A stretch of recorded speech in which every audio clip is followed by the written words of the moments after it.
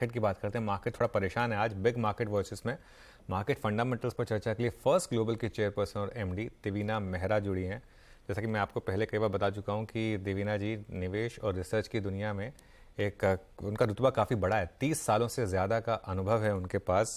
बहुत कम उम्र में एंटरप्रेन्योरशिप की शुरुआत की थी और बहुत लोग ये चीज़ जानते नहीं हैं कि HDFC बैंक पर शायद सबसे पहले एक कवरेज देवीना जी लेकर आई थी और वहाँ से आपने उस स्टॉक का मूव देखा ही है। खैर देवीना जी, गुड मॉर्निंग। बहुत बहुत शुक्रिया आज हमारे साथ जुड़ने के लिए।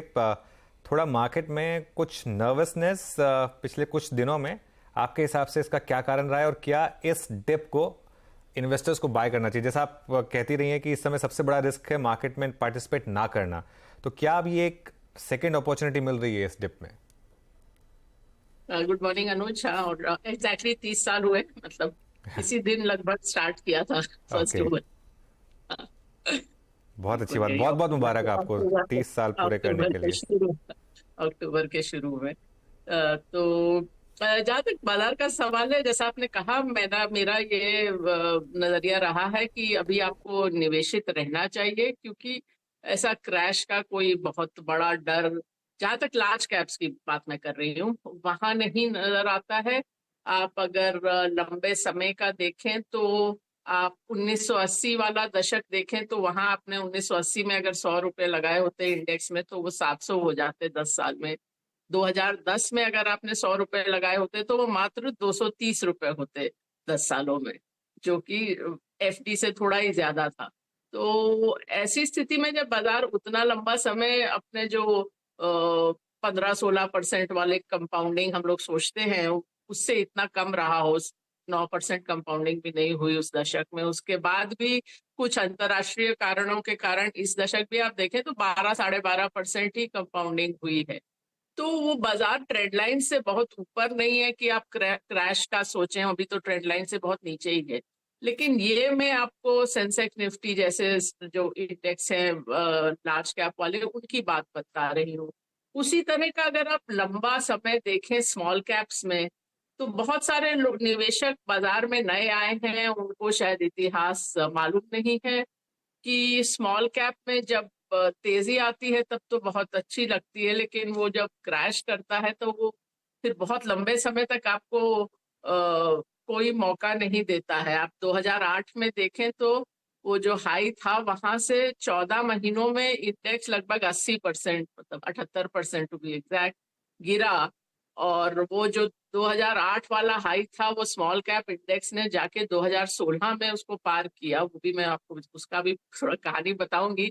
2017-18 में आपने फिर बड़ी तेजी देखी स्मॉल कैप्स में, लेकिन उसके बाद भी लगभग 2/3 का क्रैश आया। तो आपको किसी समय से कोई दिखाएगा, क्योंकि जब वो क्रैश अगर 80% आता है ना, तो वो उसके बाद वो उसको जीरो तक आने में 5 गुना होना पड़ता है इंडेक्स को। तो कोई ना कोई आपको दिखाएगा कि इस पीरियड में इंडेक्स 5 गुना हो गया था स्मॉल कैप का।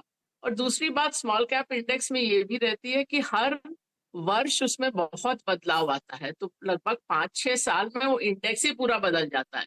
तो 2016 में जो दोबारा से हाई बना, वो स्टॉक्स ही अलग थे। जो 2008 में गिरे थे वो स्टॉक्स तो बहुत सारे चले ही गए बाजार से, पेनी स्टॉक बन गए, जीरो हो गए। तो ये वाला जो हिस्सा है बाजार का जहां इतना पैसा अभी आ रहा है, मैं देख रही थी म्यूचुअल फंड्स में भी लार्ज कैप से लोग एक तरह से पैसा निकाल के, आप अगर औसत में देखें तो निकाल के स्मॉल कैप्स में डाल रहे हैं।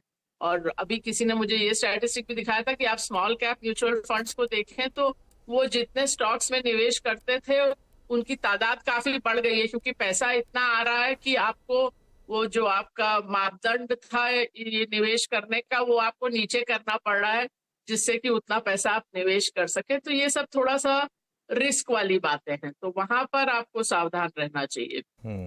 ओके, तो इस समय बड़ी अपॉर्चुनिटीज, बड़ी थीम्स आपने क्या आइडेंटिफाई की हैं फर्स्ट ग्लोबल में? देखिए, वैसे तो अभी हम लोग का अभी इसी हफ्ते वो हाँ, हम लोग हर तिमाही पर रीबैलेंस करते हैं, तो वो रीबैलेंस तो अभी होगा। तो अभी हमारे सिस्टम ने इस बार क्या निकाला है वो तो अभी देखना बाकी है। एक सप्ताह बाद शायद मैं आपको ठीक ज्यादा अच्छा बता सकूं।